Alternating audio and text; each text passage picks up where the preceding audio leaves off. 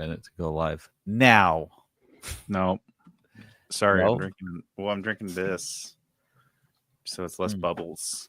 What flavor is that one? It's Hawaiian shaved ice. It's actually not bad. Yeah, it's funny because some of that brand, some of them are really good and some of them I don't like at all. I know you gave them kudos on the podcast. I know, and then I got 3 of them and they all sucked, and you're like, oh, I forgot to mention that most of the flavors are terrible. Well, because I drank 2 of them and I was like, these are really good. And then over the next week, I got like 3 or 4 different flavors, and I didn't like any of them. I just got lucky with my first 2. Yeah, you had a good pull. Yeah, and Colin really likes it though. He's like, Dad, I found this brand that I really like. It's that one. I'm like, oh man, it's a real mixed reviews on that one. Yeah, for me, some of them are good, some of them are. Well, this one I thought sounded like they couldn't fuck it up, but whatever. All right, let's do it. Okay. Dude, I've been so annoyed lately. What's going on?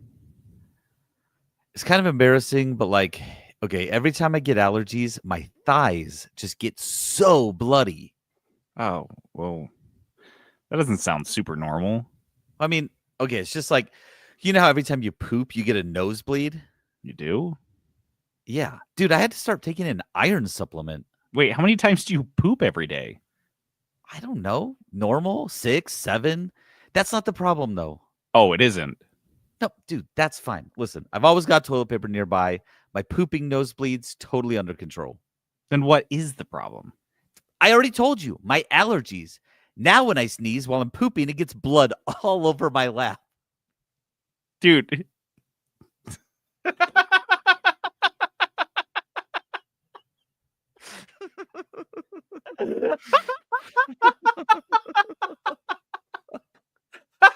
I was wondering if you were going to figure out where it was going.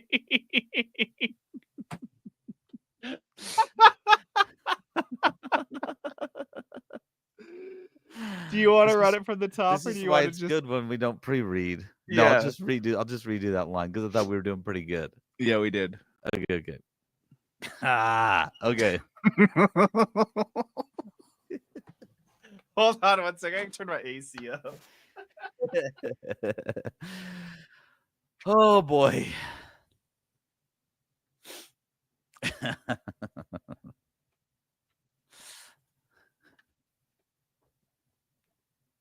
Okay. It's gonna be hard. Whew. Dude, I already told you the allergies. Now when I sneeze, I'm okay. Hold on. I already told you the allergies. Now when I sneeze while I'm pooping, it gets.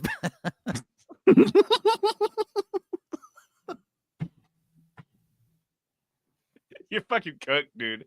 There's no way you're getting Hold on. with this shit. I just like how it's like, dude, it's totally normal to just be sneezing blood while you're pooping. What's all? I always get massive nosebleeds while I'm shitting. That's not the issue. Okay, hold on. Deep breath. I already told you it's the allergies. Now I'm gonna get it. Hold on. Hold on. Whew. This is a good one. Oh, geez. Okay.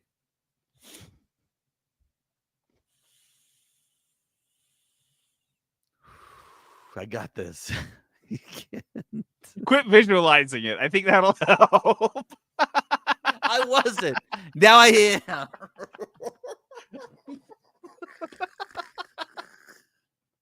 Ah, damn it! Just blood down your fucking face. All over your shit.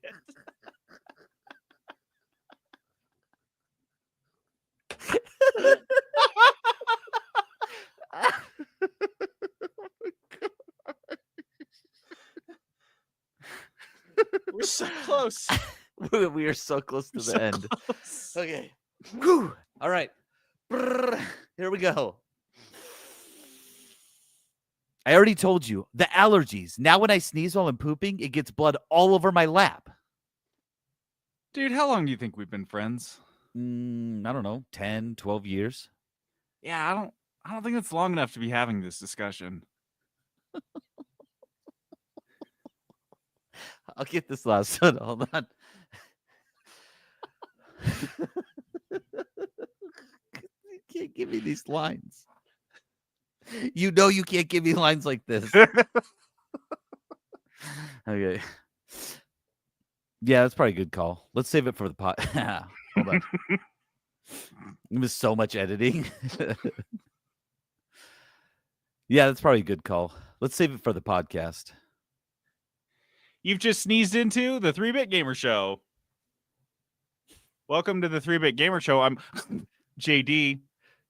It's all over the mic. This is Peterson. Bloody nosebleed sneezing is it's up there. Like the funniest shit I can imagine. I saw, yeah, I think of JD. I get lots of videos come across my feed of people trying to eat food and just dry heaving. And I saw one today where the guy actually was just like projectile vomiting as he was trying to eat this food. And I thought of JD the whole time. That is like his number one. It's not by choice, but for some reason in my brain, something thinks that some people like see someone throwing up and they're like, oh, that makes me nauseous. Oh, I'm going to throw up. It makes me laugh so fucking hard that like I can't stand. So when they play in a movie, they play like throwing up for laughs. You're like, why is this in here? This is gross. Do we need a 2-minute barf? It's for me. Mm-hmm. They put it in there for me. There's one guy in the theater that can't breathe. He's laughing so hard, and it's me. I wish I wasn't like this. I just am. No, it's my favorite. It's a genre of comedy. I think it's very specific. and bloody sneezes are in the same genre. Just funny. If you guys watch the YouTube version of this, you will see how hard it was for me to get through those lines. That intro was super edited. Yeah, people listening to the actual podcast are like, nice tight skit. Nope. Nope. We've been doing this. We are 7 minutes in right now. I don't know if you know this, but actual from recording time to start, we are 7 minutes deep at this moment. You're like, they talk about how long it takes to film an episode of The Office. It's like, this is a 22-minute episode. Shouldn't they be able to do that in a day? No, this is why. This is why. They write a scene like this and they can't get through it for like 2 hours. They got a Peterson in the group. They got a Peterson. Can't keep it together. Can't fucking do it. Live from the 3-Bit Gamer Show. The news. All right, our news this week is brought to us by Crave Cookies. Crave Cookies. You like cookies, and then I play the most excited version of it. Well, because I know the excitement's coming, and I don't need to provide. You're it. like, okay, got it. But Crave Cookies is at a cookie shop. Obviously, we also have sodas. You come to my store, I got all sorts of shit. Like t-shirts, mugs. You get frozen cookie dough. I'm telling you. Can Draper's a special place. I didn't know that. Cookie Pops. You come into my store and you ask for Cookie Pops. Just do it. It's like a secret menu item. We'll just give them to you for free. We're not even selling them yet, but we got them in the freezer. Under the table, you got to be like, hey, let me get some of those Cookie Pops. Yeah, we're test batching all the time. You want to come get some Cookie Pops? You'll be the only one that knows about them. We'll be stoked to give them to you. Yeah, we'll hook it up. But if you've only got a normal Crave around you, it's still pretty dope because Crave's got a rotating cookie menu, new 5 cookies every single week, and they drop every Friday. But we tell you them a little bit early here on this podcast, and I'll tell you what's coming up for the week of June 6th. We've got the Bisque Oreo, and I think that's the month. Say that again. Bisque Oreo, Biscoff Oreo. Bisque is a soup, so I'm like, Oreo. We've got an Oreo soup. Biscoff Oreo. I need an Oreo soup.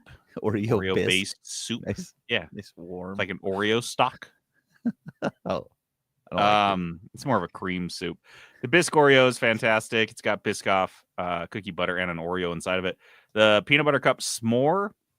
It's like a chocolate cookie, but it's got a full marshmallow inside of it, so it like fluffs up in the middle. Well, the marshmallow tries to like volcano out. Yeah. Then a graham cracker on the bottom. The Snickerdoodle Toast Crunch.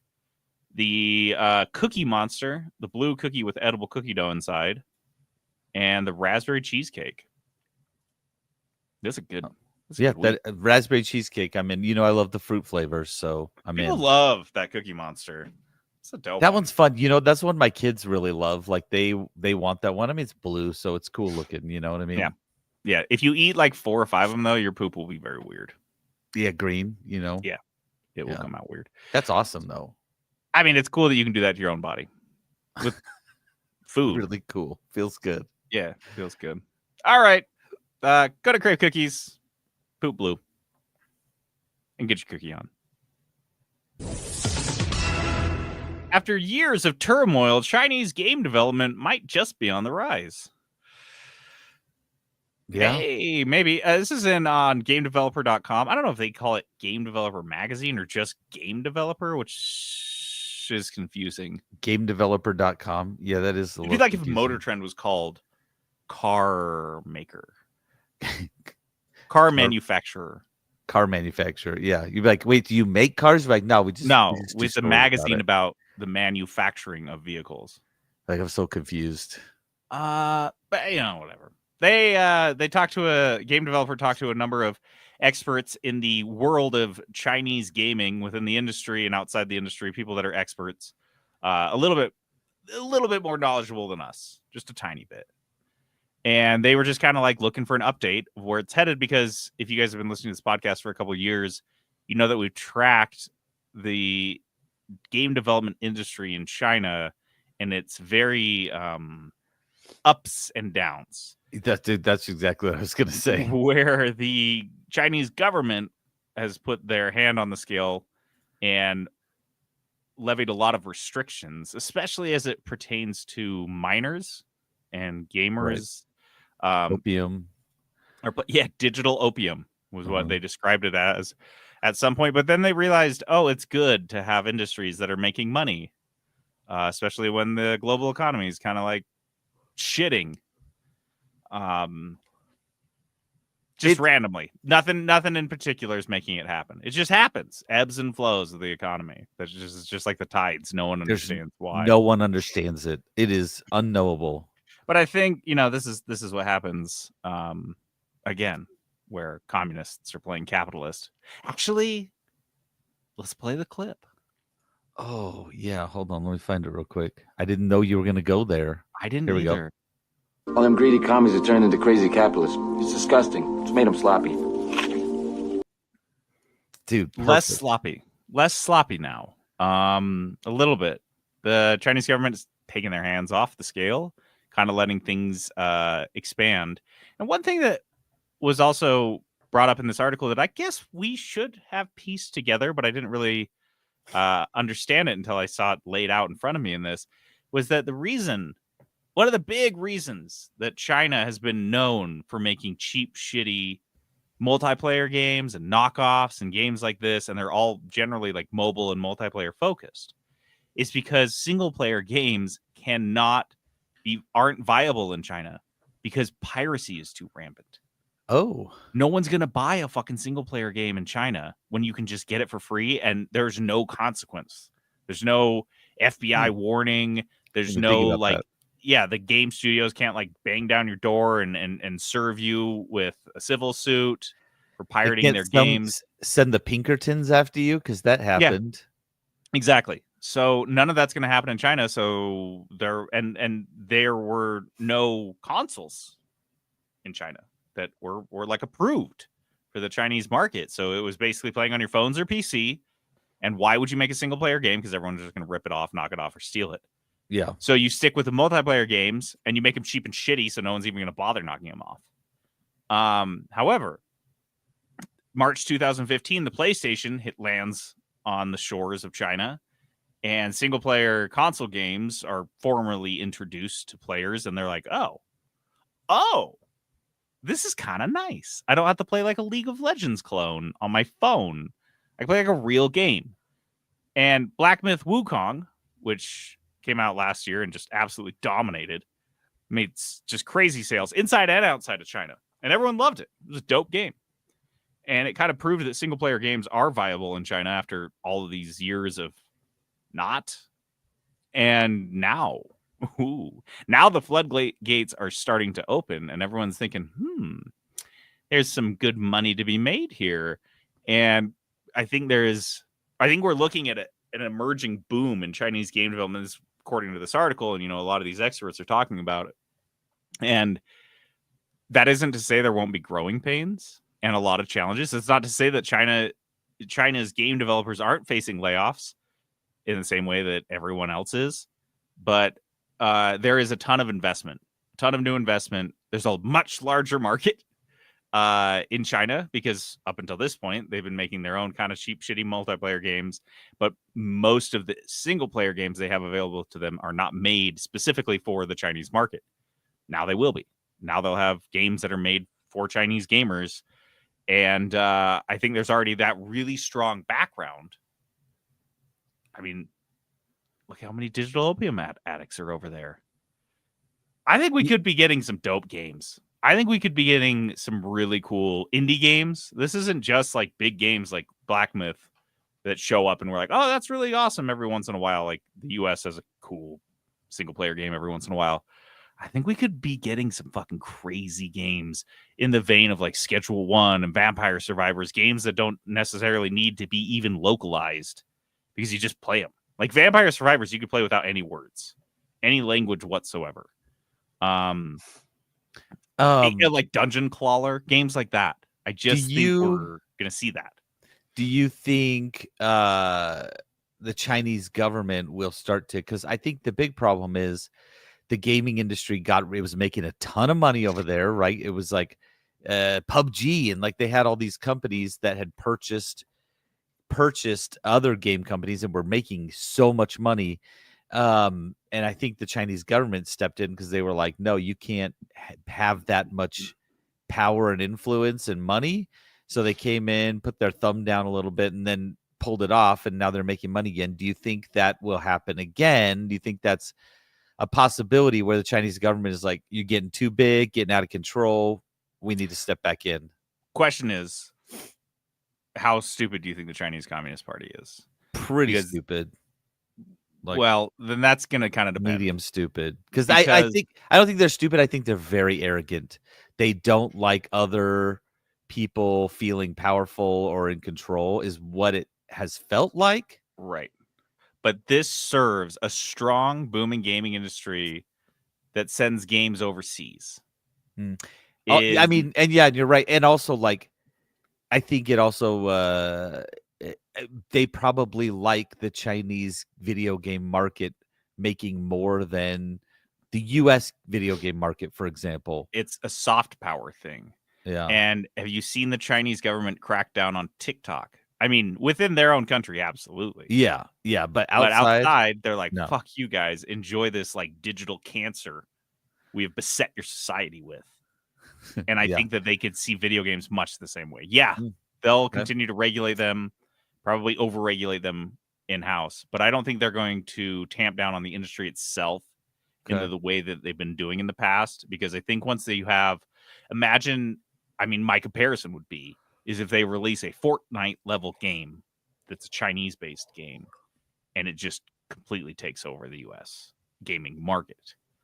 I'm talking about soft power. Like the big wigs in the Chinese Communist Party are like, look, all these American youth that literally are like fixated, glued to a screen that we control the content of. Stuff. Yeah, it would be so stupid. This is the soft power. This is where the wars are being fought, and it would be stupid for them to kneecap. Before, like you said, it was a power thing. It was an internal power thing. But at this point, the larger real politic of the situation tells you to just go nuts on this, because the U.S. government is never going to clamp down on Chinese games. We couldn't even clamp down on TikTok. So, yeah, expect maybe some good Chinese indie games out of the mix. They'll only steal most of your data. Oh yeah, just guys, don't worry about your data. It's gone. Zuckerberg has it anyway. Who cares if a Chinese Zuckerberg wants it? Who gives a fuck? Zuckerberg wants to give it to the Chinese. He will sell it to them for so cheap. You have no idea. Yeah, he doesn't care. Activision just cannot stop shoving ads into every free space of Call of Duty, Black Ops 6, and Warzone. Now, dude, Warzone is free. if I'm not mistaken. Warzone is free. Black Ops 6 is $70, soon to be $80. Right. And it is rampant with ads. And the latest thing, this is an article, I think it was in IGN, is a new advertisement on the loadout screen where you're choosing which guns you're going to be playing the match with. And there's a big fucking ad when you like have to, and you scroll past it. It's not just like a non-interactive. Of course it's interactive because they want you to click on it. But you have to scroll past it to choose your gun. And it's an ad for a weapon bundle. So they're like, you don't want this gun, buy some guns that you can play with. Check these ones out. Yeah. And dude, seems like for a lot of people, especially on Reddit, in the Black Ops subreddit, it just seems like this is the straw that broke the camel's back. There are so many ads for everything in every square inch of this game. Like the pause screen has fucking ads, and it already costs $80 You're paying for that. It's like cable. Just everything's just becoming cable. It's a subscription model that still has ads, and everyone's like, "Yeah, that's just what it is, I guess."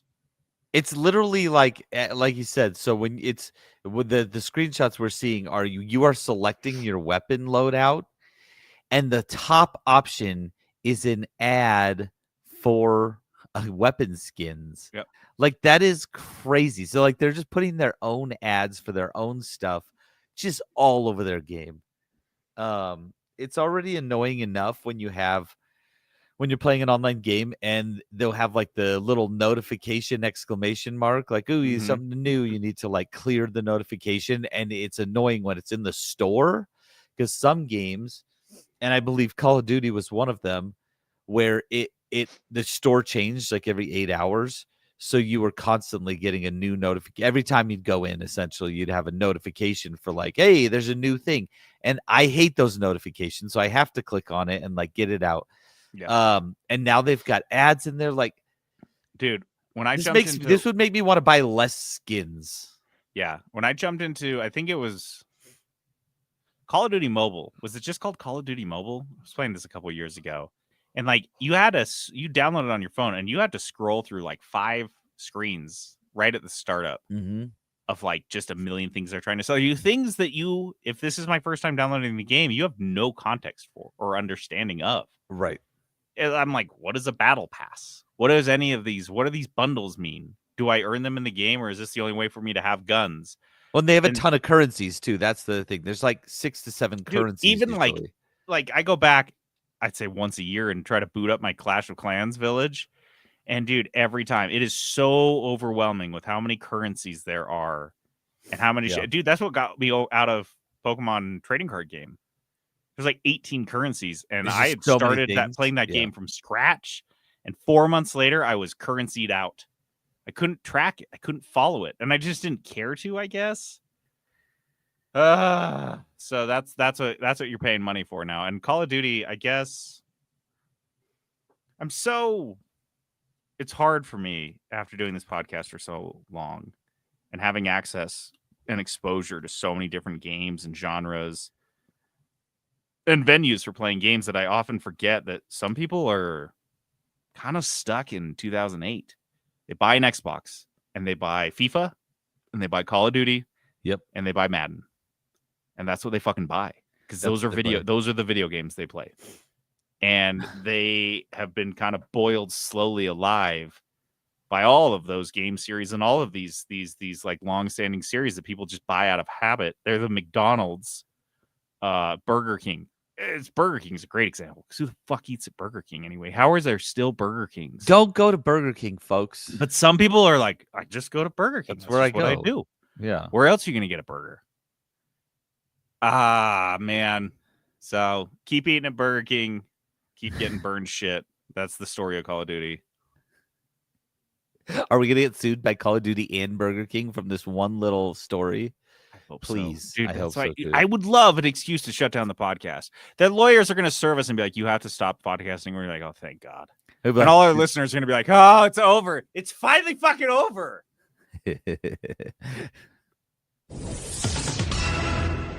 Randy Pitchford just cannot stop talking about Borderlands 4 He can't. He loves it. He can't shut the fuck up. This guy does it, incapable of shutting up. We talked Honestly, about it's great for us though.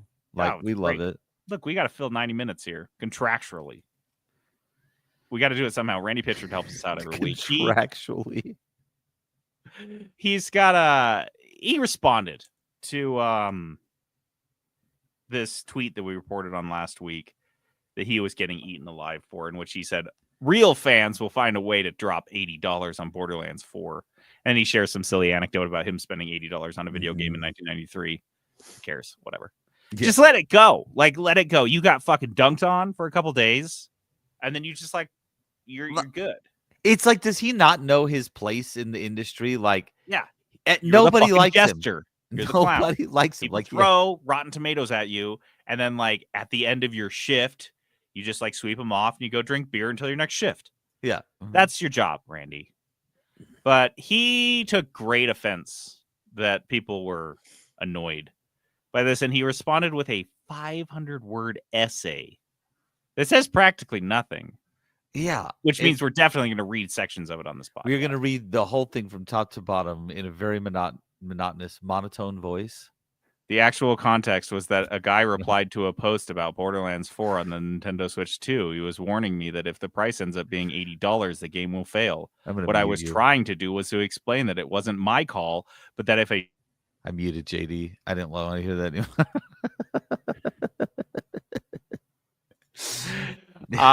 So he says, this is another good segment that I like.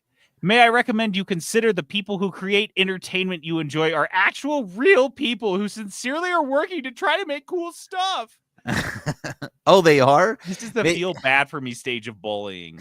I was like, why don't you say this when you're laying them all off so you can make your share price go up a little bit? You act like a shitty bully, and then when people respond negatively, you're like, oh, well, my dog is sick. And I was crying all weekend. I'm not claiming I'm perfect, but I don't deserve any less latitude than anyone else. Don't you? I choose to think of others with the most amount of charity, and I am often surprised to discover that some jump to the worst possible way to consider a thing as doing that is just counter to my nature. What the fuck? What? This guy's in a K-hole right now fucking writing tweets. Yes. It just makes no sense, but he's so sad. He's so sad about being bullied. Randy Pitchford, play the shitbird clip. This guy sucks. Here we go. And let me tell you something, shitbird. You win. He's going to now hopefully write a longer essay, or maybe he'll record an audio essay. Oh, that would be so. I was about to say that would be so much better if people just started ripping him for this and he's like records an audio or video or something. You know, I really don't appreciate being called a shitbird. I am just an innocent gaming CEO, not a shitbird. I have everyone's best interest in mind all the time. I never think about myself. In fact, I only think about that poor little guy down at the bottom who can barely survive off the wages that I pay him. I think about him all the time and how I couldn't make my game without exploiting him. I need him.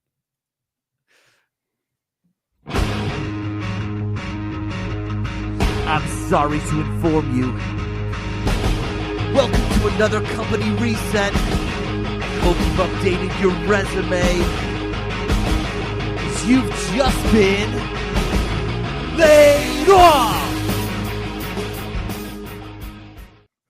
Ooh, here's one. This is a big one. Yeah. EA is canceling one of their Black Panther games and closing Cliffhanger Games. Cliffhanger Games is a Seattle-based studio. It was founded exclusively to make this particular game an open-world style Black Panther game that apparently included a retooled version of the Nemesis system from the Shadow of Mordor games. Yeah. So, just a couple things jump out to me right away. This was a Seattle-based studio. Pretty cheap to employ people in Seattle, I've heard. Very cheap market for tech workers. And it also is doubly cheap when you are requiring, as EA has, a return to office mandate. Of course. So kind of a gotta have them twofer. in there. Oh, we can't afford these guys here in Seattle. Oh, do you want to hire from outside Seattle and just have people just kind of work remotely? No. How am I supposed to sit there and micromanage them if I can't even Our see middle them? managers will have nothing to do. So on Wednesday, Cliffhanger employees were abruptly told to attend an all-hands meeting. Oh, great. At that point, skip the meeting. Grab your box, start packing up your stuff. Start packing up. Clear Yeah, out the over. free stacks in the communal areas.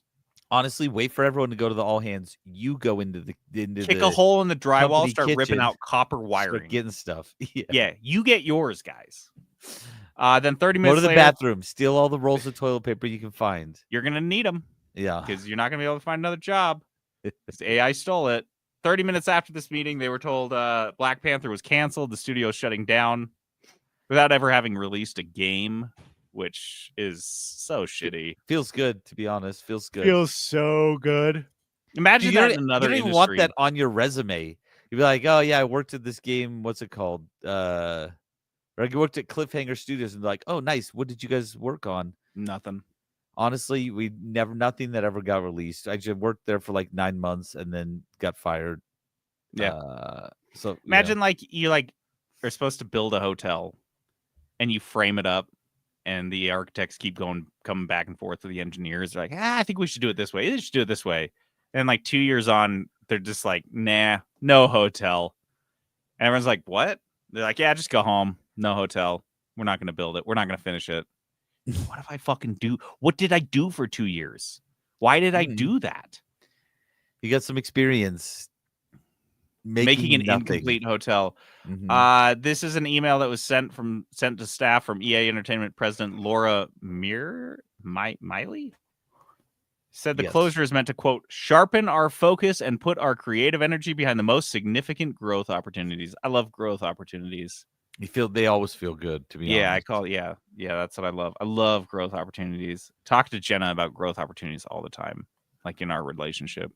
Babe, I'm looking for more growth opportunities. She's like, I'm not gonna do that thing you keep wanting me to do, Jonathan. She just Stop chokes me out. Just fucking done. Yeah, she just she loves when I talk about growth opportunities. I just always wake up just like, where am I?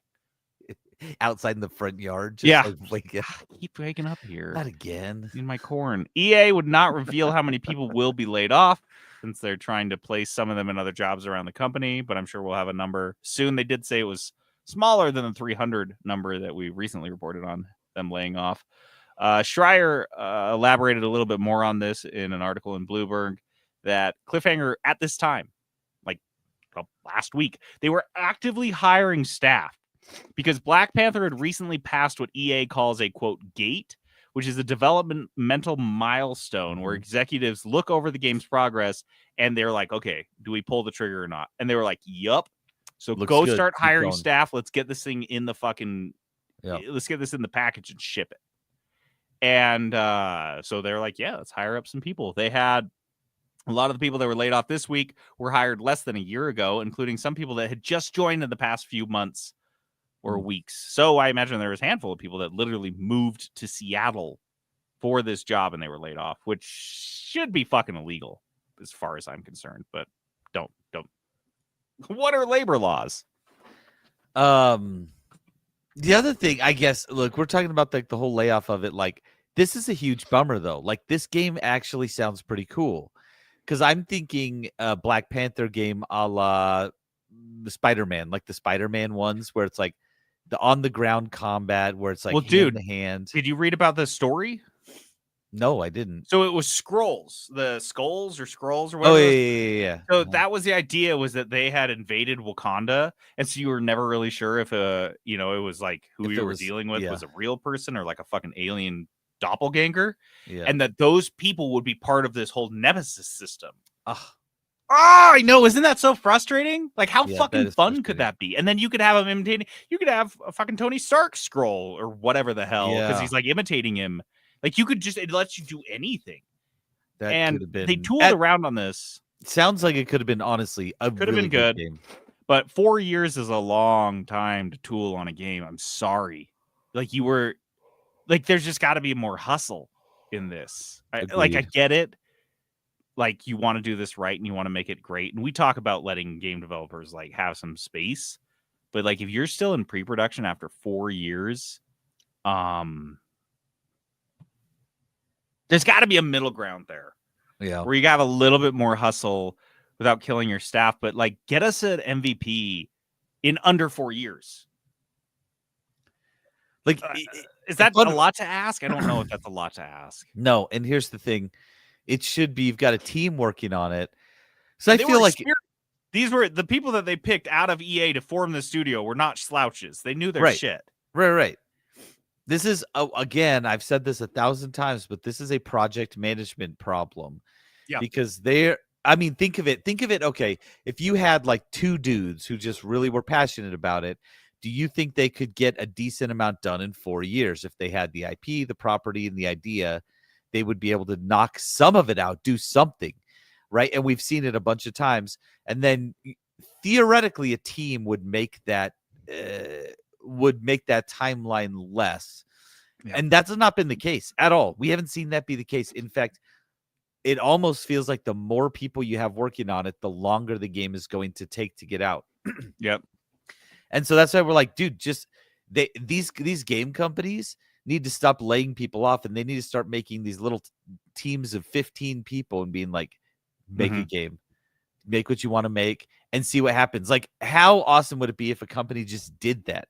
Be like, we've got some money, we're gonna make 10 games. Just go make what you make. We want you guys to be excited about it and make it happen. Like, we need to see something in a year. Like, in a year, we have to see something. We need a demo. You know what I mean? Because putting all your eggs in one basket and hoping for a huge hit, which has been kind of like the Marvel IP mode with all of these games in the last like 10 years, it is so risky. And you get, for every Spider-Man, you get 10 Marvel's Avengers. And you can't spend that much time figuring out which is which. Because that's what you're asking these EA executives to do, is after 4 years to make the decision to hire more people, spend more millions of dollars on development, and maybe it turns out to be a big wet fart. Maybe it turns out to be Suicide Squad. Like, at some point, though, I just think like there should be an awareness in the industry of how much money and how much time it's going to take. Yeah. And it seems like it just keeps taking them by surprise and being like, okay, now we've spent X, tens of millions on this. We're just going to cut it off and cut our losses and like be done. Like, was there no analysis done at any point? Like, how do they not know how long and how expensive it's going to be? How does that not stress you out as an employee, even a low-level employee, to go in every day to work? And, like, are you sucking down Kool-Aid where you're like, dude, we're going to put out something so amazing. It's going to be so great. I can't talk about it. And you're in year 3 of 4, and you're, like, 3 years on, and you're like, oh, we still haven't passed that gate yet. We haven't even passed the internal milestone that determines whether or not we keep making this game at 3 years. And we have a year to go before we pass that. And aren't you just also fucking antsy?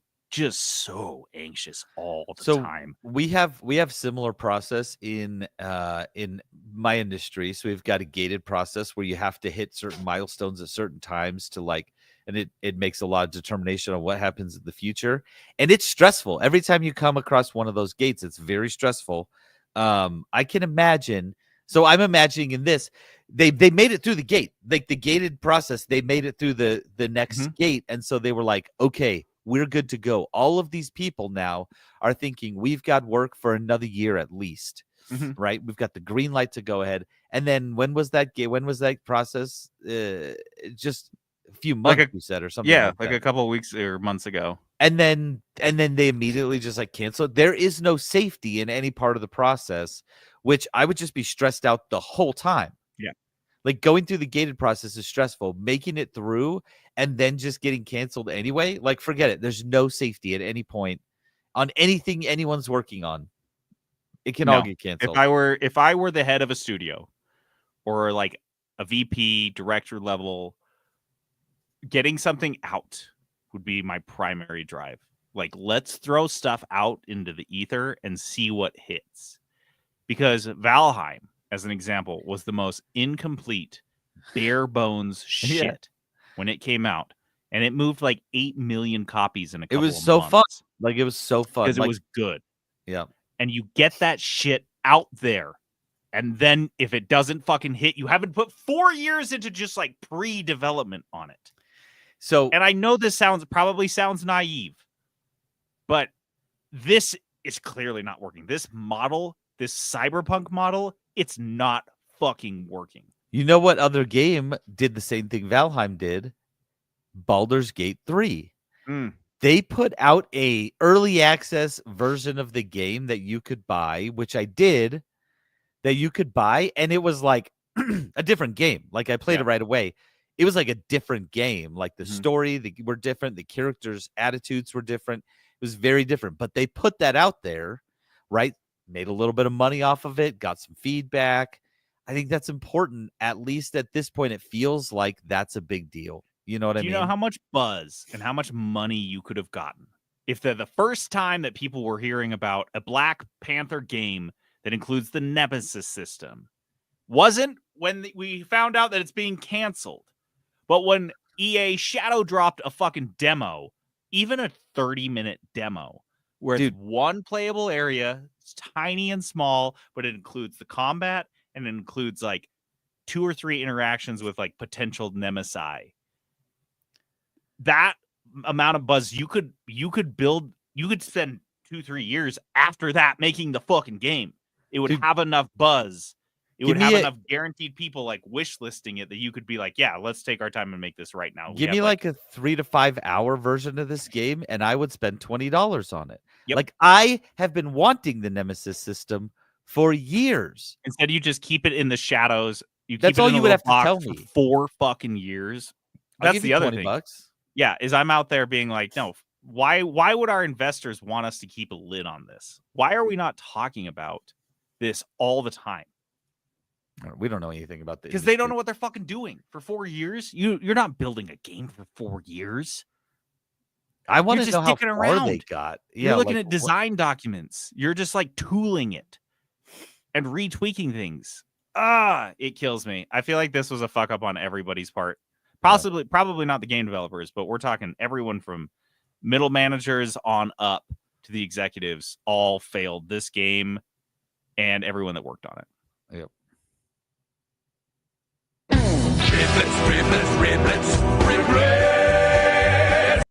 All right, riblets. These are news stories with not a lot of meat on the bone. Rockstar has quietly jacked up the price of both Red Dead Redemption games in some countries. This is Red Dead Redemption and Red Dead Redemption 2. They've increased by £5 in the UK on PlayStation. It's also affecting Australia and Brazil, which, to my knowledge, are 3 of the most overpriced gaming markets. I feel like, if I'm not mistaken, games in Australia cost like 120 Australian dollars, and Brazil's games are crazy expensive too.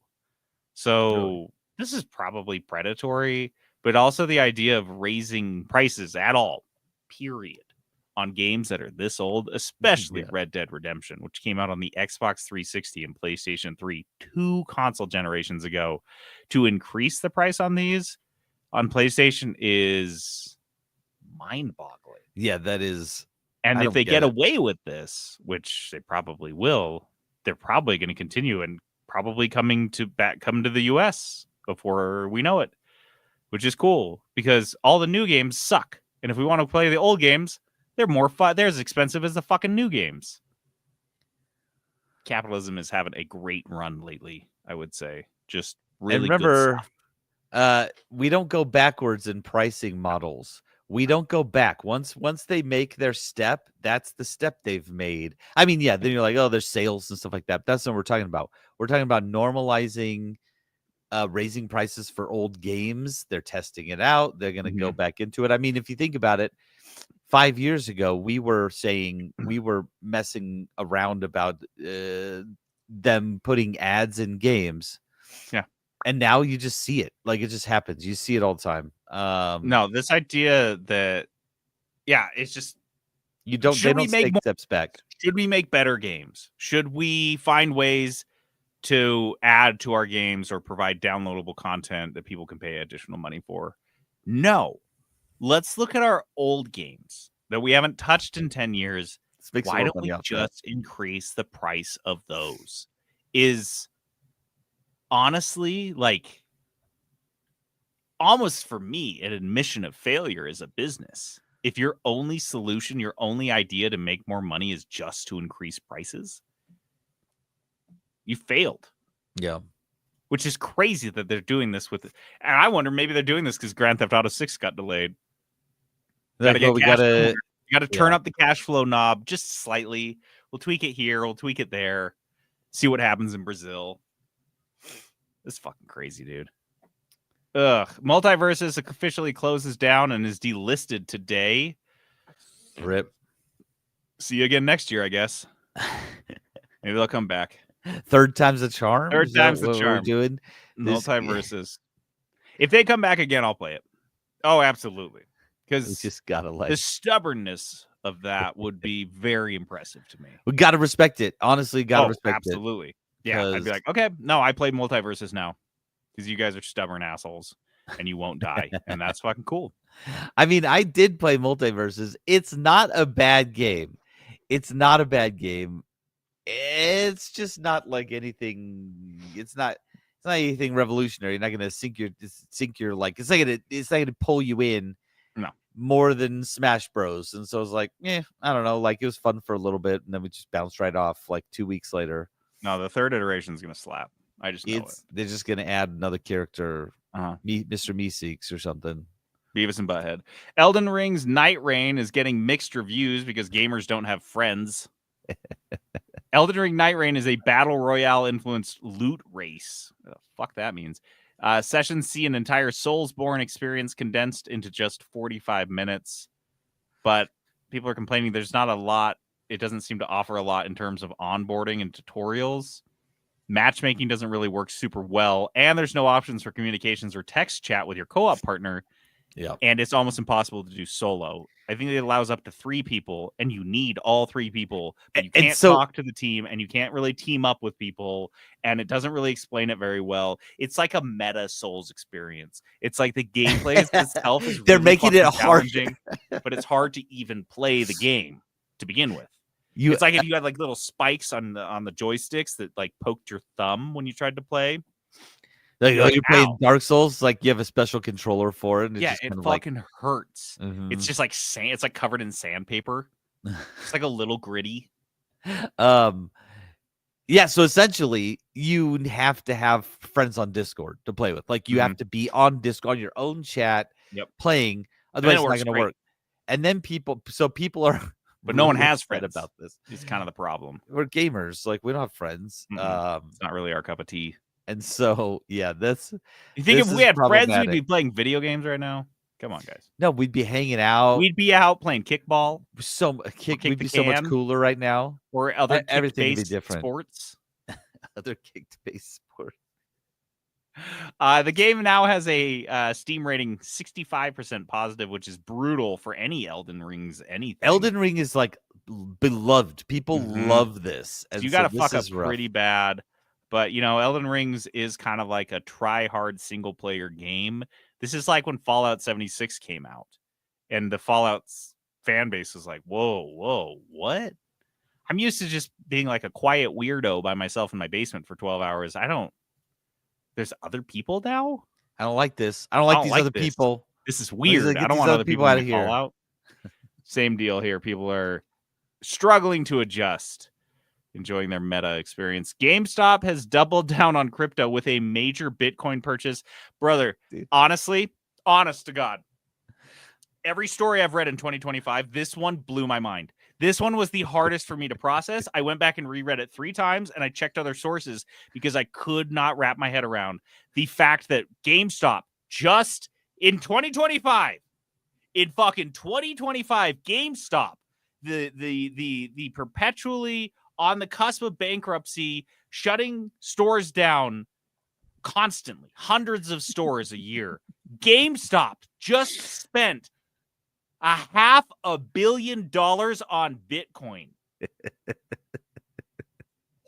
Dude, I saw in the article it said 4,700 Bitcoins, and I did the cartoon character like blink, blink, blink, blink, blink, blink. I was like, did they say 47? No, 4,700. And I'm thinking, wait, isn't Bitcoin hover around like $20,000 a Bitcoin? Oh no. Is it higher now? Oh, no. Bitcoin? Yeah, what is it at Let me now? tell you what the price is right now. Pull this up. Let me just get my fingerprint in there. Bitcoin is currently at $104,000 per Bitcoin. I should have bought it at 20. Holy fuck. What? Yeah. Bro, and the best part about this. Okay, the 52-week high Yeah. for Bitcoin is $111,000. So they bought it at its absolute peak. They bought it at its peak, dude. The 52-week low, 49,000. So they bought it like 100 at the high. I was like, dude, it just went back over 100,000 like a couple weeks ago. It had dipped down and gotten down to like 80, 90, and then it went up over 100, and that's when they decided to buy to invest the rest of their money in Bitcoin. Yeah, $500 million. Like, well, doesn't that keep all your stores open? I was like, they have $500 million? Well, my question is like, what's the plan here? Who owns this Bitcoin now? Because like this is theoretically a long-term investment. Do they plan on being? So they've just a lot of their liquid assets, a lot of their cash, they just put into the market. So now it's just what's their game plan here?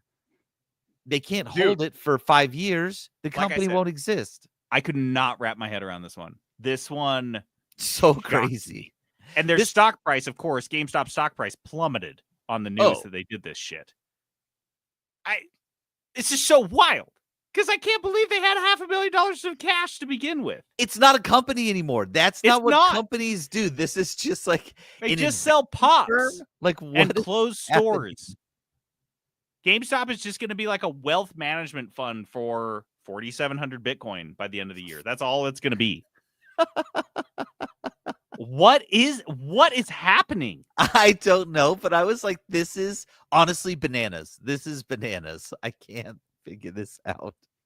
This is the weirdest shit. Oh my God, that's so weird. Every time I see GameStop in the news, I assume they're just going to be like, the joke's over. We're liquidating all our assets. Haha, it was like a fun ride, whatever. They continuously shock me with stuff like this. Just blows my fucking love mind. them. They're another Pitchford like. Yeah, they just are like here to farm content for the podcast. Mm-hmm. Thanks, guys. All right, time for JD sales report. Dude, it's time for JD's sales report. Claire Obscura Expedition 33 has officially sold 3.3 million copies since their crazy 3 days ago. I do want to play this game. Yeah, I keep seeing it. It's buzzy. People seem to like it. It's supposed to be just beautiful too. Like it looks like artwork. Like it is a beautiful game. Yeah. I don't even know what type of game it is, to be honest. I just keep seeing it, and I'm like, it's crazy, and like I want to. It's on Game Pass, I think. So, also another game, Atomic Heart. Was this the one with like the big boob robots? Yeah. 10 million players worldwide. How? I imagine it's on Game Pass or something. Whenever they say players versus sales, I assume they're on like some sort of service, and they've got a bunch of players in there. But that is crazy for them though, because that game came out a while ago, like last year, 2 years ago, maybe. Yeah, it seems like it's a 2023 game. That's pretty awesome. Yeah, Expedition 33 is on Game Pass. Yeah, people like big boob faceless robots. What, dude? For some guys, that's like their ideal woman. They are like, yes, please give me that game. Yeah, it's the only thing I care about.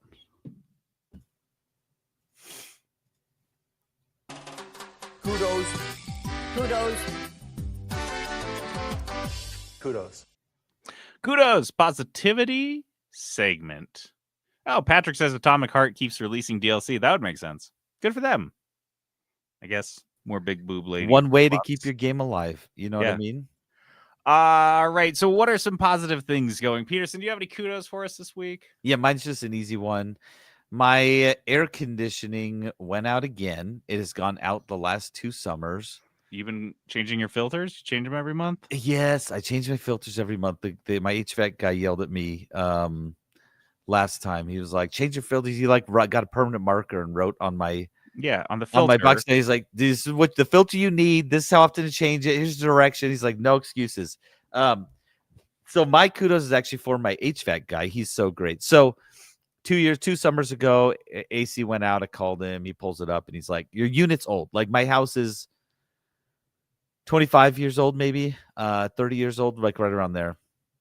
And he's like, and I don't think the AC unit's ever been changed. I think it's the same one, the same condenser unit outside. Right. And so he comes. I had one company come and this guy was like, "Oh, we got to change it all out. Like, dude, this is not going to go. We're going to change it out. It's going to be like $13,000. Like, you have to switch it all up." So I got a recommendation, called this guy. His name is Zach, and his company's called Bring It Back HVAC. So I gave him a call, and he came out and he's like, "No, your unit works fine. It's old, so it's drawing a lot of power. And what's wrong with it is this it's the condenser, or not the condenser, the I can't think of what it's called. Just a little cylinder thing that powers it up, that starts it up." And he's like, "It's just this. I can replace it. It's a real cheap part. Replace it, just pay me. It took no time. Fixes it right away." Next summer, same thing. He's like, "Now you might want to think about replacing your AC unit. You don't need to. We can just keep replacing this part if you want. It's going to go out again. But, again, old AC unit." Okay. Went out again this week. So every summer so far, went out, came out, same type of thing. He just pulls it up, looks at it. He's like, "No, it's gone." He even knows me now at this point. He comes out and he's like, "Hey, man, how's it going?" He knows, like, he's like, he just knows where the rooms are in my house. He just like goes, he's been here enough times now. But here's the thing. Why I'm giving him kudos, not because I have to give him a bunch of money every time, because he's not that expensive. He's very honest, which once you find like an honest plumber, HVAC, electrician, lock that shit in. Like, he never tries to upsell me. He has told me 3 years in a row, if we replace your unit, here's what I charge. This is my charge every time for every single person. And I want to do your AC and your heater or whatever at the same time, because they're right on top of each other. They're the same age. If the AC is going out, heater's going to go out probably in the next couple of years anyway. So let's do them both. You don't have to, but you should. He gives me the same price every time, flat price. He's not like BSing me. He's not trying to sell me on bigger units. He's not trying to do any of that stuff. He just comes out and tells me what to do, tells me what I should do, replaces my unit. Even comped me that part today, because he's like, "It's gone a couple times. Like, let's comp you this part. We're just charged for our visit fee." He's great.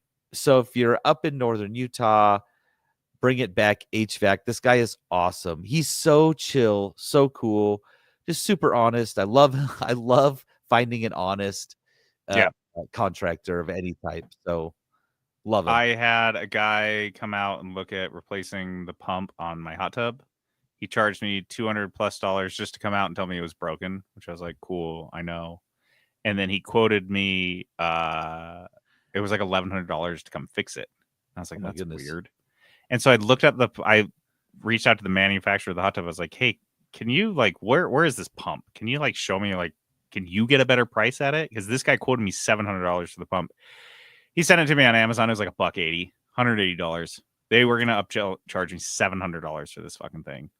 Oh, wow. And so, yeah, it sucks. Like, it, and I was gotta like, find a good one. Yeah. And I had to pay $200 to realize that it wasn't ideal. That sucks. Those are the, so finding a good one, dude, is clutch. He even told me, he's like, if we do come replace your unit, the visit fee that you paid me today, I'll just take that out of the price, because that already came out. I already know.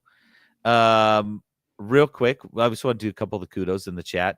Patrick gives kudos for Sprite plus tea. It's the new Sprite that's out right now for the summertime. It's like Sprite and iced tea mixed together.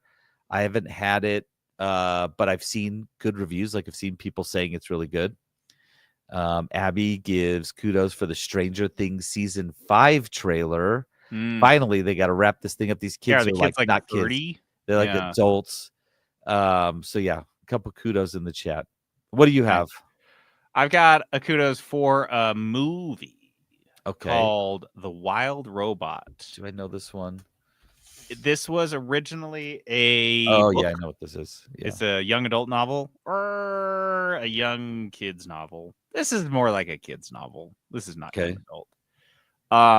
It's like a 10-year-old's book. It's like a 10-year-old. it. What do you call that? What is that? Youth fiction? This is like almost like youth fiction. Sure. It's gonna have pictures in it, but it's like an actual plot with characters and character development and a story. Oh my god, you guys, The Wild Robot. So I loved the book. I read the book because my nephew read the book and loved it, and I like to read the books and shit that he's into because it takes me 2 seconds to do it. Right. I was like, it's like no commitment. And then I have something to talk to him about, which is nice. Yeah. And I knew what this was going into it. I knew, and I've seen this movie pop up 15 times. It's on the plane every time I ride a plane, and I'm like, nope. The reason I've been avoiding it, because I know without a shadow of a doubt, this movie was going to make me cry. I know. I do exactly what you're going to say. Yes. And on Tears Thursday, I had a terrible fucking day. Maybe it was Friday. It was Friday. I had a terrible day, and I decided, you know what's going to make my day better? I'm going to go home and just cry a whole bunch. And I was like, I know exactly what I want to get. Went and got some Greek food, put on The Wild Robot, and I cried no less than 4 times in this movie. It is so good. And that's not to say it's a sad movie. It was like a feel-good cry. And it's not like a cry. It's not like a, like Up or Inside Out. Those are cries that made me not want to watch the movies again. I was like, these movies are too sad. Even Lilo and Stitch, it's too sad for me. I don't want to go back. The Wild Robot, I finished it and almost just restarted it. It was so good. It's just like, oh man, it's so fucking good in terms of a kid's movie. And I feel like, yes, there's been a lot of buzz on it. It's really popular with kids, but I don't think it has received anywhere near what it deserves to receive in terms of like accolades and buzz. This is one of the best animated movies I've seen in 10 years. Really? The art style is fantastic. They didn't go with like the photorealistic. It's almost like a watercolor art style. Oh, it's fucking gorgeous. And I love the book. And there are some serious deviations from the book in this film. And usually it's like if the film sucks, those jump out and they're glaring. But if the film's good, you're like, oh, good choice. I'm glad you changed this character. I'm glad you consolidated these characters. That makes sense because the film just worked out perfectly. Oh, it's so good, you guys. It's so good. I haven't talked about it, but I'll just tell you briefly. The idea is that a helper robot designed for like domestic tasks for humans is in a shipment, and the ship crashes or whatever at a storm, and her crate washes up on an island that has no people on it. It's just animals. And so in lieu of humans, she ends up serving the animals because she doesn't have any tasks. She doesn't know what to do. It's like Isaac Asimov kind of shit. Yeah. Like iRobot. Like, what happens if a robot doesn't know what it's supposed to do? What does it do? And that's what this is about. The animation's great. The animals are cute. Pedro Pascal plays a fox. Dude, he's in everything. Yeah, and he's fantastic. Oh my god, just all the characters are just so great. The film is incredible. I think adults, kids will love this. There are a few scary moments. And you know what I appreciated about this movie? It's going to sound weird. A bunch of the animals die. And it's not like all at once. Like, animals just get eaten. And they talk about it openly. Like, this is the real... They don't Disney... There's not like a Disneyfication of this necessarily. Like, yeah, the animals are anthropomorphized. And yes, the animals get along and don't eat each other and try not to. But yeah, sometimes the fox just eats something that's alive. And they're just eating food. Which I liked. They don't sugarcoat that shit. So it's on Netflix. It's on Netflix now. I wish I'd seen it in theaters, but I didn't really want to ugly cry in a theater next to a stranger in the same way I didn't want to ugly cry on a plane next to a stranger while I watched this film because I knew it was going to make me cry. It probably will make me cry every single time I watch it. If it made you cry, it'll probably make me cry. Oh, it's mom stuff, dude. It's mom stuff, so it's gonna fuck you up. I'll lose it. Yeah, it's all lately it has taken nothing to get me like to I'm go. right on the fucking edge. I cry. Thinking about crying makes me cry now. Like I lately I'm in a great mood. It will switch so fast. It's not even mood related. I'm like an 8-month pregnant woman, dude. I'm Yeah, just like weepy. I guess I'm tearing up now. This is fun. Okay, well, I'm just gonna go to the bathroom really quick and put just my like sunglasses on sob this indoors out. again. Yeah. No, all my employees think I'm weird. I just gotta go to the bathroom really quick, and I come out with my eyes are all red. They're like, "Where's he smoking You've weed?" been doing drugs. I fucking You've been doing wish. drugs. I wish. It'd be See so the much Wild- better than this. Watch The Wild Robot. It's fantastic. You guys will love it. It's on Netflix. You're gonna dig it.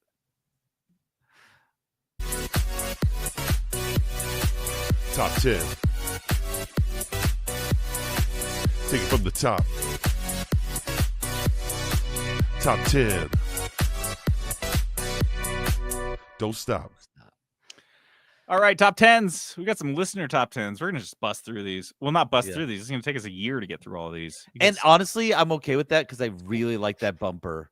we'll That's a just great keep playing that song. until we're Just sick of like- it. Once we're sick of it, we're gonna be all No, out of these. I'll just use that song for some different bumper. It's a good one. All right, so this week we've got Agrilord's top 10, and Peterson's got this pulled up, so he's gonna take point on running us through.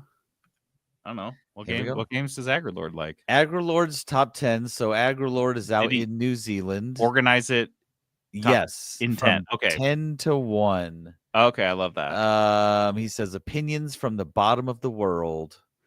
So is this a top 10 in reverse then? Do we need to read it? I don't know. Let's see. Maybe I need to be upside down. Have to be upside down, but maybe he sent it to us already upside down. Oh gosh, it's so confusing. Let me message him real quick. Oh, he's on Uh-oh. right now. He's on. Josh, listen, your top 10 list. We got questions. Where do we start? Do we So start it's 10:11 p.m. here. Does that mean it's 11:01 in New Zealand? This is do I start from 10 or do I start from 1? Everything's Okay. upside down. Start from Okay. 10, and we'll just hope that's it. Yeah. Okay. Number 10 is a game called Warlords. He says, I don't know this game at all, so you got to look it up while we're doing this. Okay. Warlords. He said, first strategy game I played. I would do a New Zealand accent. I'm not very good at it, though. No. In primary school, on the school's only computer, an early 90s Apple Mac. 1980 on the Atari was the first one. So maybe it was a different one. Warlords. But this is a series. He says, do it. Do it. No, I can't. I can't. Now think it. Peterson's like, trying to think. it's going to be offensive. I don't even know if you Warlords. could be offensive, but it's going to be offensive. I'm going to offend New Zealand and probably Ireland because it's won't going to let end you up go back, sounding dude. Irish. Yeah. And I want to go back. Dude, this is so it's a strategy role-playing game in a fantasy setting. He played on his school Units, computer. heroes, cities, and diplomacy. This sounds pretty sick. A dude. game called Warlords. Did you grow up in Russia? Like that sounds like what they would play in Russia at their school. Did you computer. remember school computer labs in like the 90s where the wild fucking west? The teachers didn't know what the fuck you were doing on them. They're like, all right, everyone open Word Perfect, and you're playing like 8 different games. You've downloaded StarCraft, and they're like, huh, that doesn't look like Word Perfect. Moving on. How did you do that? And you're like, I don't know. No, this looks awesome. I love it's very Apple in terms of like the visuals. Let me see. Let me see if I can pull this up and put it on the screen because I do want to look at. I want you to see the gameplay here. Let's see. Yeah. Let's see. Present. Say it with your New Zealand accent. Warlords. I have Warlords. not practiced. Okay, yeah. So this. I love yeah. this art style. Like Yeah. this Honestly, does it for I me. have played games recently that have the same art style. We are learning very quickly that art style does not, or art like realistic art doesn't matter. We'll just play. Dude, anything. my brain will fill in the gaps. Like, look, if I can read a high fantasy novel and turn words on a page into some fantastical story in my brain, Yep. I don't need that much That's to work fine. with. I don't need a photorealistic game. So yeah, this is dope. Warlords. Warlords. Okay, number 9. Farming Simulator 19. How'd they Farming do? Simulator 19. Yes, they farm a lot in New Zealand, so everything's. I sheep wonder and what it cows. was about this particular vintage of Farming Simulator He that really says- stuck out. scratched a massive itch / kept me sane during the pandemic when I could not get into work and play with tractors in real life. Oh man. Wait, we're learning about Agrilord a little bit. Wait, is that why he's called Agrilord? Because Did you not pick up agricultural on that? lord? No. Hey, it's better late than never. I Dude, mean, I yeah. just love that one of our listeners, and I think actually multiple listeners of ours, just get an itch to sit on a tractor, on a tractor. Like, God, I've been on a tractor in a minute. I need to get on that tractor. I got that tractor Live that itch. tractor life. I guess I'll just play Farming Sim 19. Yeah, Farming Simulator 19 during the pandemic. Okay, number 8, Guitar Hero. Perfect. The OG. He says what all it says. He says brings back good memories of my early 20s playing with mates after a few beverages. Close between this and SingStar. Dude, what was it? That Guitar Hero was so much better when you were little. It's like karaoke. It's just more fun when you're a little drunk. I haven't been there, but here's what I'm learning. I'm the person who my personality and my attitude will match those around me. So if you're a little drunk, I will act a little drunk. And people will be like, "Are you sure you haven't been drinking?" And I'm like, "Yeah, I haven't, but like you're gonna think so." So if I'm playing Rockstar or SingStar or Rock Band or Guitar Hero, yeah, I want to take you to a gay bar and just see what happens. Just mirroring everyone. What happened. I know. I'm like, dude, I'm gonna make out with a dude. Dude, like it's gonna happen. When in Rome. You'd be like, Peterson, stop hitting on me. I'm like, I can't. This is just who I am in this building. This is what I'm personality mirroring. You want me to stop hitting on you? We gotta leave. Okay. But here, yeah, I'm coming for it, JD. I'm coming for it. All right, what's number 6? That's I don't know, maybe. We don't know. No, number 7. You skipped number 7. Oh, okay. Grand Theft Auto San Andreas. Yes, that's Wasn't that on yours? One. Wasn't that on yours? Yes. Look at that. I love it when there's a little bit of synergy here.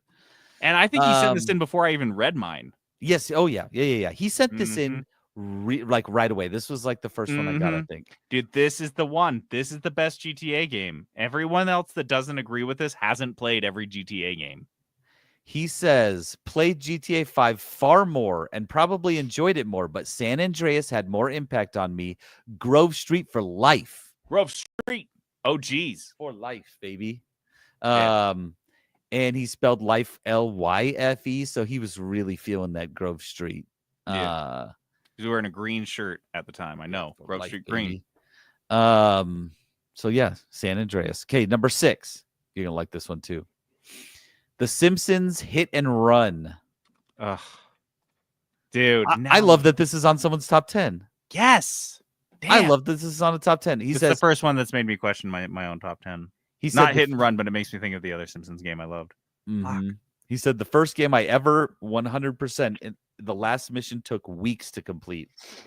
Agrilord, I don't know if you watched this, but Summoning Salt, the YouTuber, has a video on the Simpsons Hit and Run speed running community that is absolutely fascinating. And if you 100% of this game, I'm sure you would appreciate it even more. But it was like an hour of my life that I was like, what am I doing watching this? But it's so fucking good. That's what these do though. Sometimes you just get like sucked into it. If they make a good YouTube video too, you can get really pulled in if they do it well. So all right. Number 5. We are now on we're passing the equator side of this. Age of Empires 3. Dude, you guys should hang out. I was just gonna say that. Dude. Like it takes some fucking. He said this in before mine, dude. Said it in before yours. Deep cut, like personality meshing to get this particular the grouping of games. Okay, so here's what he said. He said, I'd say second most played game. Came out just after leaving home when it was just me and my cat living on a farm miles from friends and family. Marks a big moment in life. Hard choice between this and AoE 2. And so, yeah, that's like an impactful game, right? Dude, Age of Empires 3, and I kind of touched on this when I talked about my own top 10, but the reason that this was over for me over the second one was because of the home cities element of it, where you would choose a civilization and that you'd like lock in for that one. And you could make new one, make a new game with a different civ. But you would sit there and every exhibition match you played, every multiplayer match you played, all of these different ones, you would still gain experience and level up your home city, which you'd like wait a certain amount of time and you'd be able to send shipments to your town from your home city that would arrive. And dude, it was such a game changer. You're like in the middle of like a crazy battle and like 4 cavalry units show up just in the nick of time. It just made, and especially if you're grinding, like Agrilord talked about, like being that perfect gaming where you're like, I just live it. I have nothing to do but game. This one was perfect for that. I think, man, the more I'm learning about Agrilord, I think you guys would like get along really well. Yeah. We've got very JD similar wants gaming to live taste. on a farm. Brother, please. Dude, I don't even need to do I will just literally do the grunt work. Like I'll just shovel horse shit. Just wants to be there And like throw hay bales. Like Yeah. I'll do that stuff. I don't care. I just want to be there. And he's not just saying that. He Peterson has knows told me. me this several times. Mhm. Like this is what he wants. Yeah. Okay, number 4, League of Legends. Nice. He said, I have had a serious addiction for 10 years. Please send help. Can't shake it. I can't shake it. Dude, I get it. Like this I'm was just my hooked on only League. game. My only game for years. This was like what I played all the time. I'd try to jump into other games and be like, I can't. I sit down at my computer and I was like, I'm gonna boot up League of Legends. I know it. I know I'm gonna do it. I gotta. So yeah, man. Okay, League of Legends. You ready? Number 3. Mm-hmm. I think this next little bit is where it deviates from you, and then it comes back to JD. So number 3, Warcraft 3. He said, this was my favorite game in high school. Basically played this game listening to the Chili's Stadium Arcadium album for weeks on end to forget about high school. So the Chili's? Dude. Is that... I listened to the Final Countdown from Europe on repeat for probably an entire summer while I played Age of Empires 2. Just one song. I just like how he's calling the Red Hot Chili Peppers the Chili's. I've never heard that, and it's my favorite thing.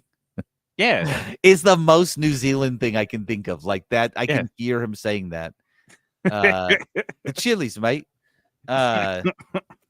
For the Red Hot Chili Peppers. Like I've never even heard their name abbreviated at all. Just always Red Hot Chili Peppers. Like you're just gonna say it all. Just the Chili's. Not New Zealand, you're not. Mm-mm. Okay, Look at you like Warcraft you're a freak. 3. All right, what are the last 2? What do we got? Fable 2. Number 2 is Fable 2. Nice. Said still my favorite RPG. Awesome story, massive replayability. Baldur's Gate 3 is nearly at the point of replacing this. Maybe when I actually finish a playthrough. I'm with you, brother. I did play Fable 2. He says no one here uses their real name. Too much effort. I'm telling you, it's like the most New Zealand thing I've ever heard. Fantastic. Yes, Fable 2. I did play Fable 1 and 2. Loved it. Those are great games. That I haven't thought much about in a while, but they do hold a special place in my heart for similar reasons for Age of Empires for him. It was when I moved away when I got married and moved to Logan, and I didn't know anybody. I didn't know a single person, and Kelsey she was playing volleyball, so she was always gone because they traveled constantly. So it's just me and my Xbox, and Fable 2 was one of the games I played. Okay, what's number 1? Number 1, Pokemon Gold, Silver, Crystal. It's hard to pick a favorite Pokemon release as they all have a place in my heart. This is the one. My choice was nearly Pokemon Scarlet, but I will always remember catching Entei and Suicune. How do you say that? And Suicune? never being able to catch Raikou 25 to 26 years later. So Pokemon Gold, Silver, Crystal. He's hard to pick one. Dude, this is where it comes back to JD. I think you guys' list is really like You got a lot of intersection. There's a lot of there. overlap. I don't think there will be anyone with more overlap with my list, honestly. Yeah, like that's that'd be crazy. crazy. This is. You need to go to New Zealand and hang I out. do. We'll get drunk and Mhm. play Guitar Hero. It'll be Yeah, and fantastic. milk some cows or something. I don't know what. Literally, whatever you tell me to do, I will just do it. This is absolutely true. You want me to just go like weed brambles for like a week? I'm on it. I got this. JD The wants to fuck out of be here. Samwise Gamgee. Like he wants to just be Yeah. a gardener in the Just wanna Shire and like fucking garden. I don't have to like touch a computer ever again or do anything with technology. I just go Yeah. like dig in dirt until I die. Or until the execution squad comes and like, dude, do you want the execution squad dragging you out of your house and shooting you in your front yard, or shooting you in your farm during a shootout because you established like chain link fences around I'm trying to figure out why the execution squad is coming for you at all. because they Was listen the- to the podcast. Oh, got it. Yeah. Get him planting some onions in a heartbeat. There we Dude. go. Dude, Yeah. he's like speaking to his heart directly My right favorite now. food is onions. So done. Which my kids ask questions about that kind of regularly. Like, does he just eat a whole onion plain? Like, will he take a bite out of one? Like, this is That's the like conversation we had baby just the lore other in your day. house is that I like him an It's onion part of it. freak. It's part of it. Yeah. I would love to hear the rest of it someday. It's fantastic. Okay, so that is Agrilord's top 10 games. This is a great Yeah. list. Yeah, if I had to play anyone's top 10 list so far, this would be the one. Also, we got a cool new nickname for the Red Hot Chili Peppers, the Chilies. Dude. Oh, the Just all Chilies. bangers coming out of this episode. Dude, so good. Oh, go. Sorry, I've got to click through some stuff. Here we go.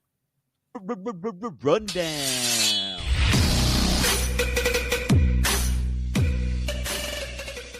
All right, the rundown's where we give a rundown of a video game. Who knows what that means? You have to listen to find out. Here's my strategy is I just talk about it a whole bunch and hopefully I hit the requirements for what a rundown is. I'll loop back around to a Mhm. rundown and then I'll fax it to all my clients. Yeah. Peterson, what's your rundown this week? Okay, so I did play a game a little while back called, because it went super viral, called Blueprints. Blueprints. And now you we have struggled with that, but you got Now there. we have to just tell like the you got there with story. Agrilord. Okay. Bill Peterson loves wordplay. I'm telling- he's not always the quickest. This is called Blue, the word blue, the color blue, and then Prince, as in the artist formerly known as Prince, or Prince Albert. Blue Prince. And I didn't put it together.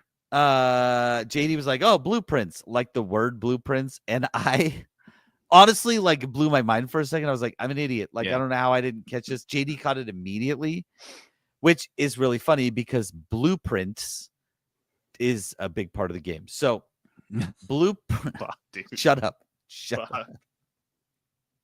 I had to bite my tongue sometimes. Don't be mean. He's your friend. I genuinely don't know how this it did. It was one of those things where I didn't ever say it out loud. I don't think I just like read it and I was like, "Oh, blueprints." Don't and there's discourage him. He'll get embarrassed the next time this happens, and he Oh, won't no, like I share won't. this moment with you you. have to do this to me. You Yeah, have to no. do this to me. I deserve it. Like, no, if I miss this something that's this on the nose. Yeah, no, Yeah. you have to be punished. Yeah, nope. Hey, I'm with you on this one. I don't know how. That's what when JD told me that, it, like, blew my mind. I was like, what? How did I not put this together? I gotta see if I can find this conversation in Discord because it's actually pretty fucking funny. Okay, so I played Blueprints. It is a roguelike puzzle game. And it was getting a ton of buzz. People were like, this is one of the best puzzle games I've ever played. And so I was like, I'm in. I got to do it. It was on Games Pass. So I was like, I got to play it. So I downloaded it and played it. What this is this is a mystery game. So you are referred to as the Blue Prince, and your uncle has died. Your uncle was rich. He's died, and he left in his will this this whole big thing for you specifically. He says, you'll inherit all my stuff. You'll get my house. He says this giant mansion that is notoriously wacky, I would say. And I'll explain why. But he says, you can have it, but you have to solve this puzzle. If you can't solve this puzzle, you don't deserve the mansion. I've prepped you for years, so you have to solve this. The best way to receive an inheritance, in my opinion. Yeah. So you walk in. That's it. That's like it. You walk in, and how this game works is you walk into the main room, the entry room of the house, and there are 3 doors, each wall in front of you, left wall, straight ahead, right wall. And you have to every time you step into a room, there's stuff to read while you're around there, and there's stuff to look at. And I will say this, I didn't finish the game. It's actually pretty hard.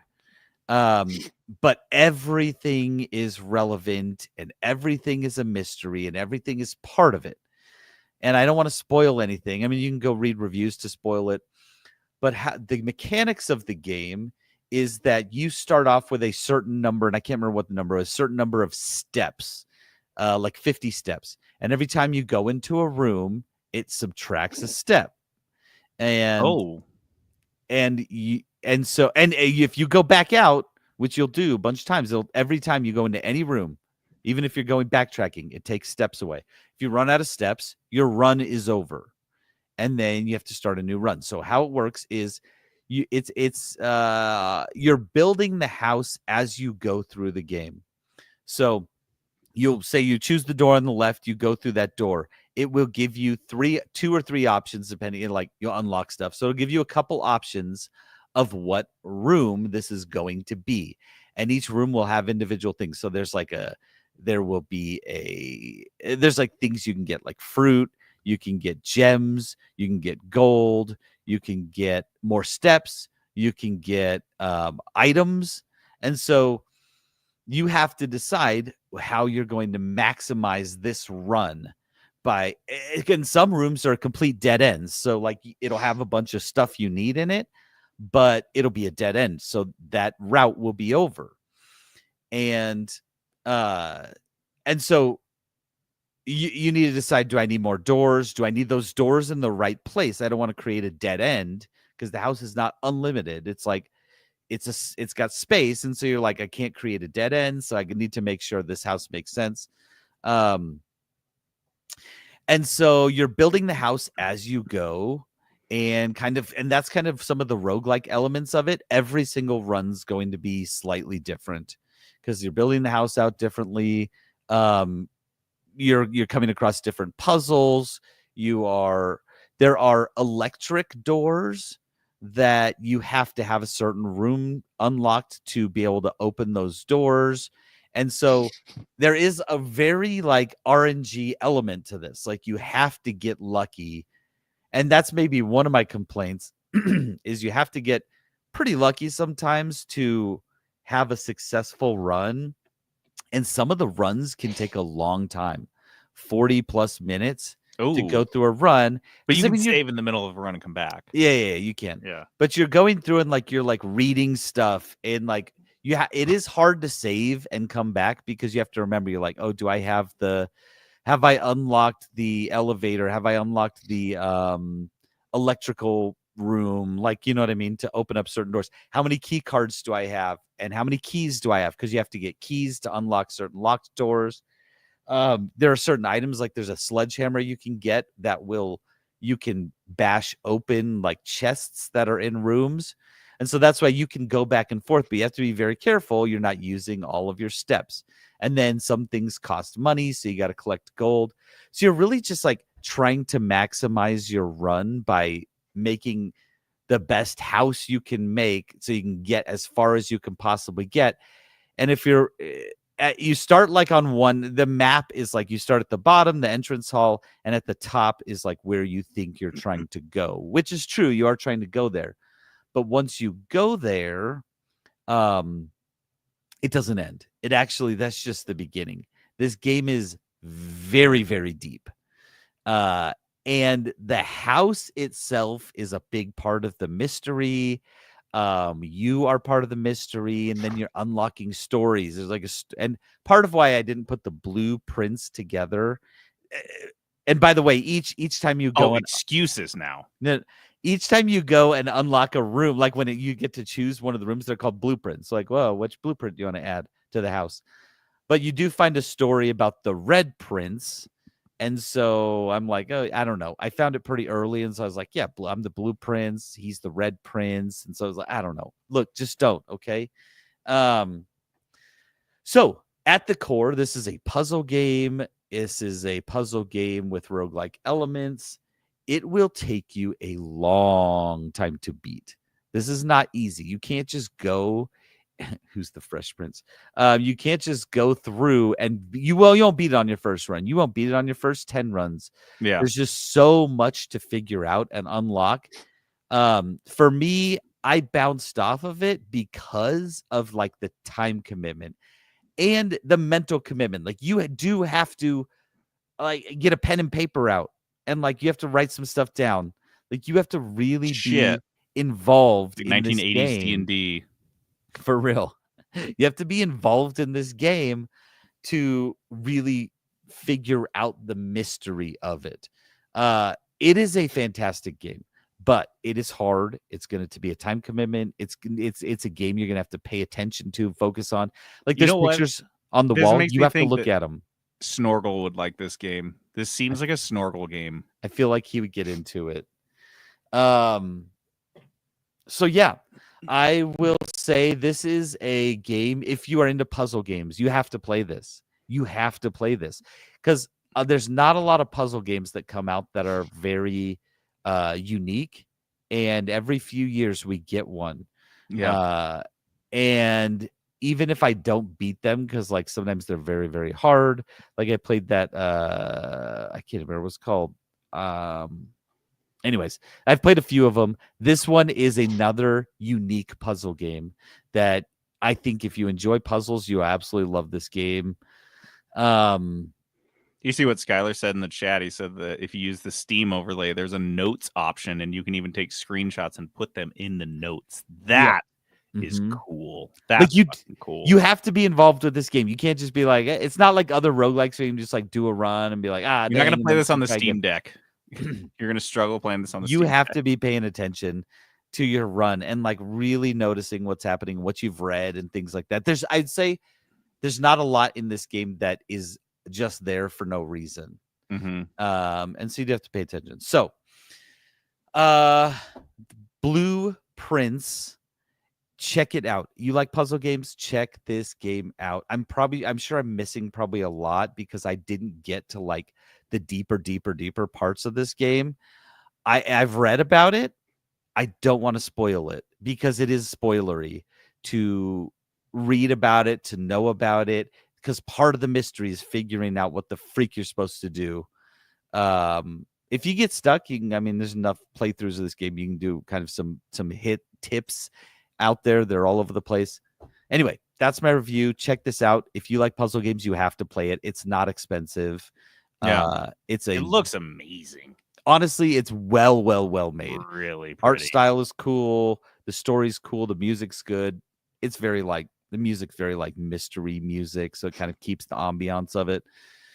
Blue Prince, play it, guys, play it.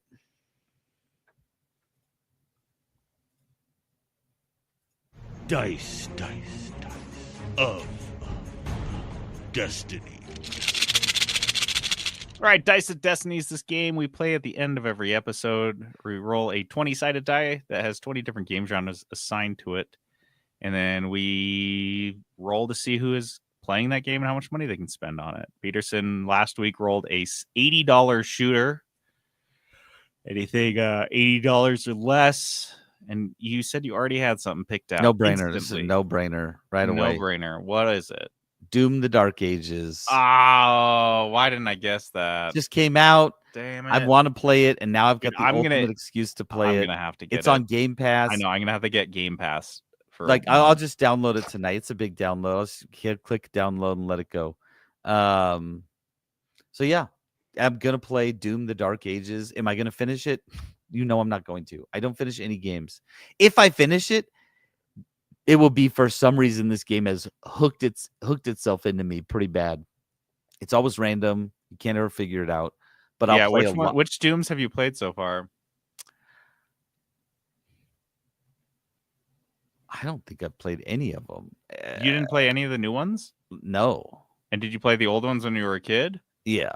But did I play them a ton? No. So you're not a complete Doom neophyte, though. Nope. But this game looks great. I mean, and here's the thing. I'm very familiar with, of course. I'm familiar with Doom. Like, I know like what it is. We've talked about it and things like that. But I just haven't played it. And so, yeah, I'm excited to play this one. This one looks amazing. Fuck yeah. Okay. Well, maybe next week, but maybe give you a little bit longer because you haven't started it. No, I haven't. I want you to take your time on this one. So, yeah, give us 2 weeks. Doom Dark Ages, Peterson will have a review for us in the future. All right. That's it. We did it all. We did the whole episode. You listened to it all. Congratulations to you. And we fulfilled our contractual obligation to record for at least 85 minutes. Look at us. The length of like kind of a shitty VHS movie. Oh, I just started it early. To play us out, the Expedition 33, Le Grand Café de Lumière. It's all French sounding, so... Hey, thanks, will you please use your French accent and say that again? Oh, oui. I already was. Le Grand Café de Lumière. There we go. Much better. All right, we had a lot of people jump in the chat tonight. Yeah. Guys, we record live on YouTube. You just subscribe to us, and YouTube will tell you when to come listen. We had Abby, Patrick, Bill, Skylar, Agrilord, of course. Missing anyone? Patrick. Did I already say that? I don't know. I think we had everyone. Yeah, I think there were some people who didn't comment either. Yeah. So, guys, thanks for coming and hanging out. Love to see you. You got to watch all the bloopers if you come watch us live. If you missed them, go ahead and watch the first 5 minutes of this on YouTube. Yeah, go jump on YouTube. You get a kind of a treat watching Peterson struggle for 5 full minutes to get through the skit. You knew that would happen, too. You knew it would happen. Yeah. So, I'm JD logging off. And this is Peterson going AFK.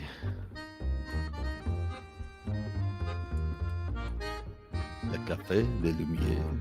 Thanks, friends.